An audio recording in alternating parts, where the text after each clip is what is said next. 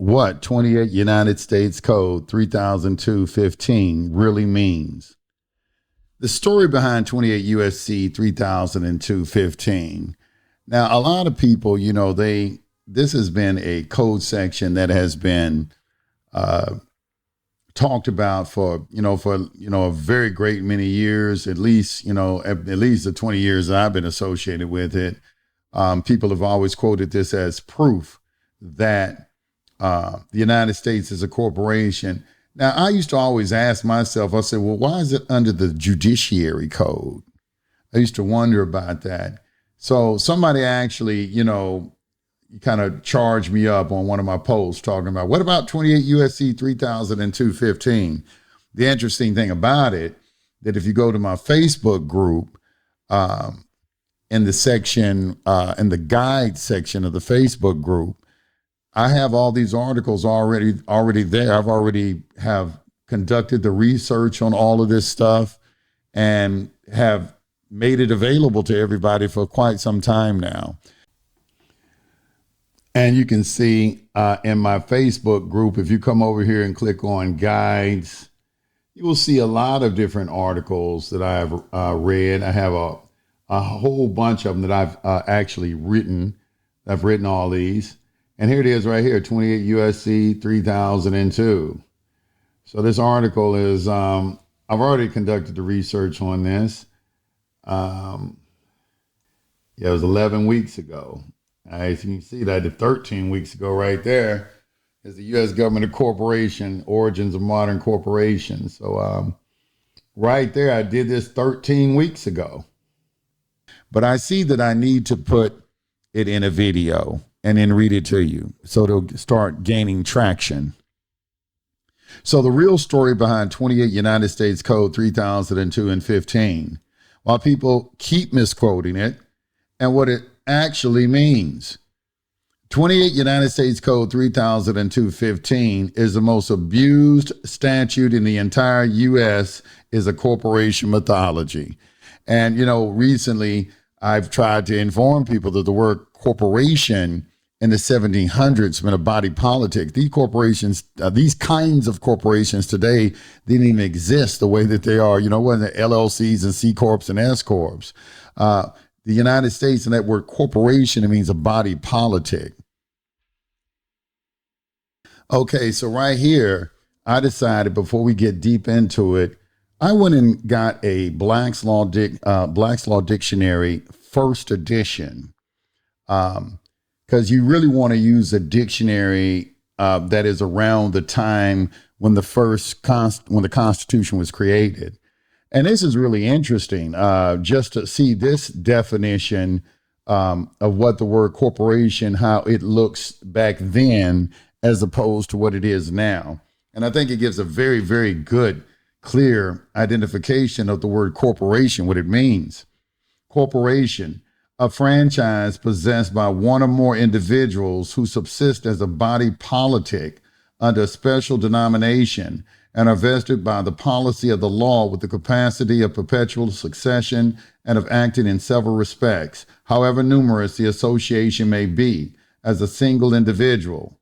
And then you have an artificial person or being endowed by law with the capacity of perpetual succession, consisting either of a single individual, termed a corporation sole, or a collection of several individuals, which is termed a corporation aggregate.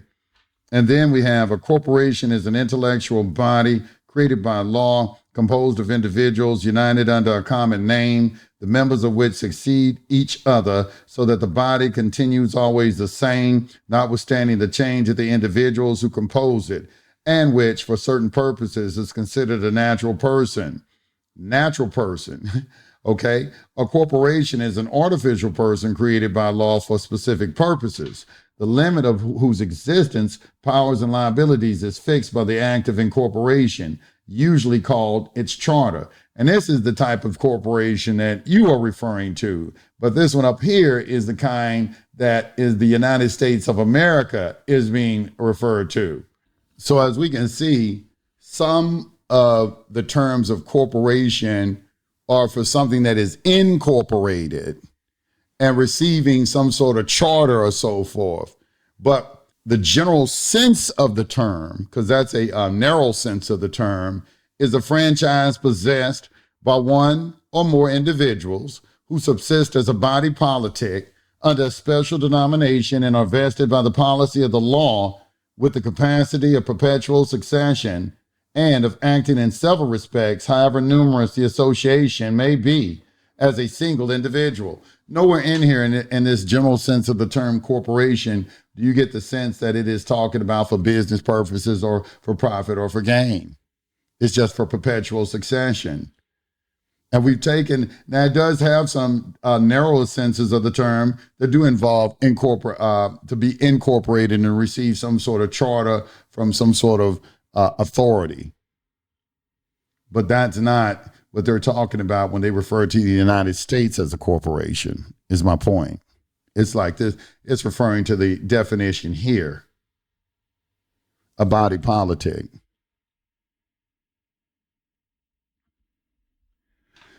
So why people keep misquoting it and what it actually means.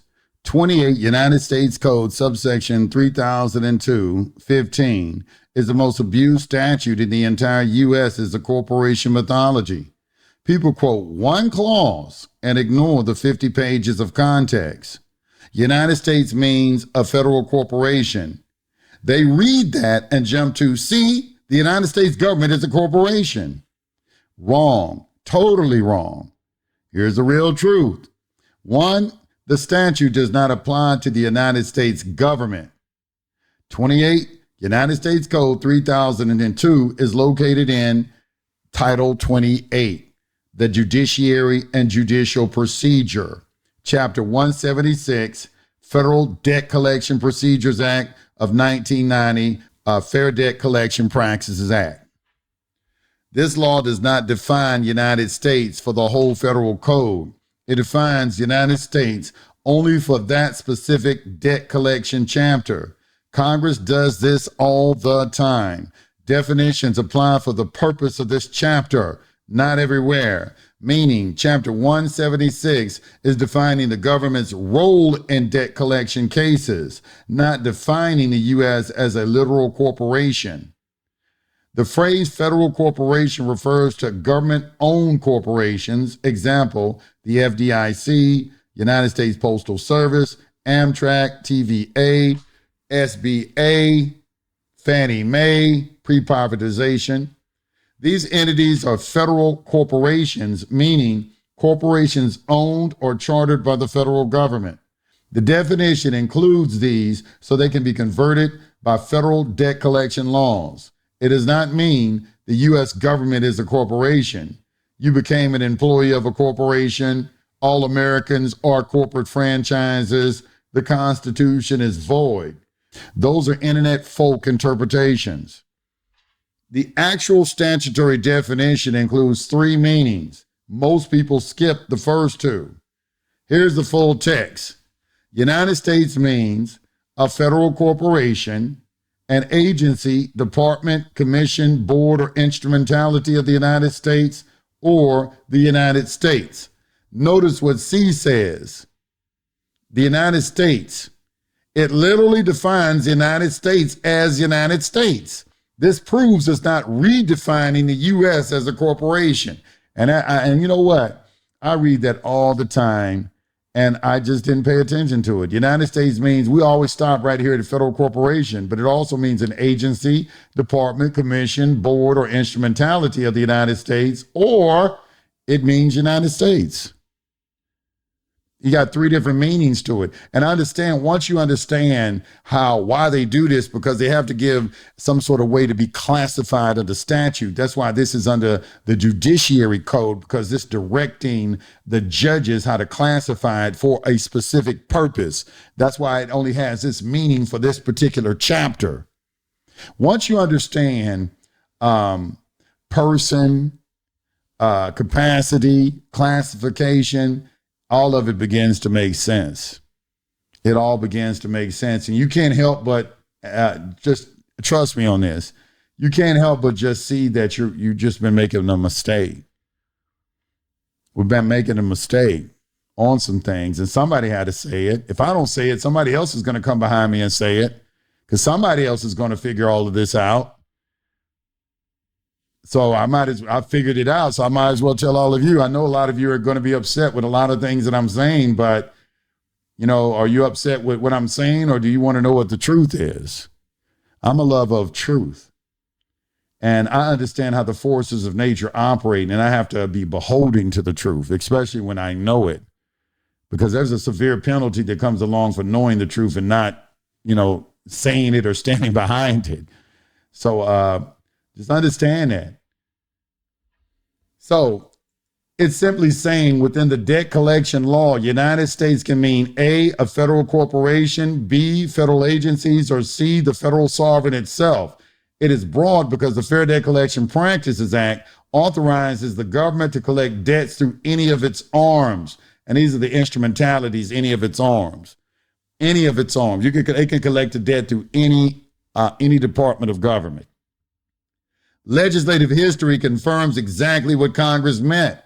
The congressional record for the Fair Debt Collection Practices Act of 1989 and 1990 explains why they use this definition: to allow the United States to enforce debts through its agencies, departments, and wholly owned corporations.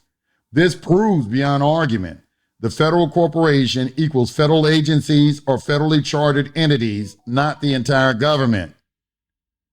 Courts have repeatedly rejected this myth. Every time someone has argued the United States is a corporation under subsection 3002-15, the court shut it down instantly. Examples: United States versus Cooper. 28 U.S.C. 3002-15 does not transform the United States government into a corporation. Roe versus Internal Revenue Service. Plaintiff's argument that the United States is a corporation under 3002-15 is frivolous and misunderstands the statute. Sanders Bay versus United States. Seventh Circuit. The United States is a corporation argument is legally baseless. Courts have seen this for decades. They've been saying it, at least for the last 20 years I've been in it. They've been saying it. Courts, but that's the thing is, you're not supposed to be going in, calling them a corporation and all of that. If it is civil, if it is a debt collection, because they just admitted that they can collect debts through all their arms, then that's what you go in there and address. That's what I was taught in the beginning. I was taught, that you address the debt. Y'all going in there arguing you don't have jurisdiction and things over me. That has never worked. That hasn't worked since I got into this. What people misunderstand about the word corporation: in the founding era, the term body politic and corporate meant a collective legal entity capable of suing and being sued. States are bodies corporate. Cities are municipal corporations. The people can form a body politic. This is not a commercial corporation. It is not about shareholders. It is not about commerce. It is not about bankruptcy. So even if someone wanted to argue the U.S. is a body politic and corporate, that still does not mean it is incorporated under the Secretary of State, a commercial corporation, a private entity, a business, a debtor to the Federal Reserve. Somebody got pulled. You probably see it circulating around where they got this UCC1 filing, all arms, legs, and heads. I think it's up in Maryland or somewhere, or Delaware or somewhere, where they filed a UCC1. They said that proves that the United States is a corporation. Let me tell you something, man. Anybody can file a UCC1. However, that is a UCC1 that they filed, but I ran that through and did investigation on that. The federal government did file that, but it wasn't to say that they were a corporation. They do things like that all the time because they do business, and they put liens against, they put commercial liens against things as well. But it doesn't have the meaning that you think. Now, I'm going to tell you like this. Yes, there is some sort of commerce. I do believe that behind the scenes, all this is dealing in commerce, and it's a debt collection. That's been my contention since day one. And the more research that I'm doing is just leading me back to that conclusion. This is all about debt collection.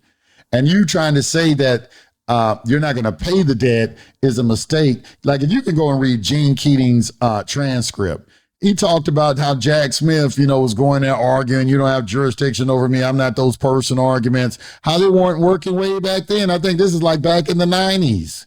That's why acceptance for value took off so well. But it was a certain way you had to do that. Read Byron's Beers. What does acceptance for value mean? It is not an easy read. So if you're not the type of person that likes to look up words and you like to really study, like a college level study, then it's probably something that you're not going to want to investigate.